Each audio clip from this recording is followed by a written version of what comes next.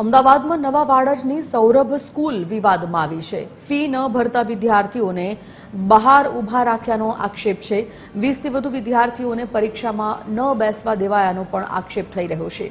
20થી વધુ વિદ્યાર્થીઓએ છેલ્લા સેમેસ્ટરની ફી ન ભર્યાનો આક્ષેપ છે, ત્યારે શાળાના સંચાલકે આક્ષેપોને લઈને પોતાનો લૂલો બચાવ કર્યો। બાકી ફીના કારણે બાળકોને બહાર ન બેસાડ્યાનો દાવો કરવામાં આવ્યો। ફી બાકી હોવાથી વિદ્યાર્થીઓને માત્ર ટકોર કરી હોવાનું शाला संचालकों नु कहवुं छे। स्कूल में से तो वो सारे बच्चे को हमने रिमाइंडर दिया था कि फी भर देना, तो थोड़े बहुत बच्चे ऐसे थे, बाकी सबको एग्जाम में तो भेज ही दिया। वो प्रिंसिपल को पता होता है कि हम रोक नहीं सकते कोई बच्चे को। और कल भी देखिए, आज 100% अटेंडेंस है एग्जाम में और कल भी होगा।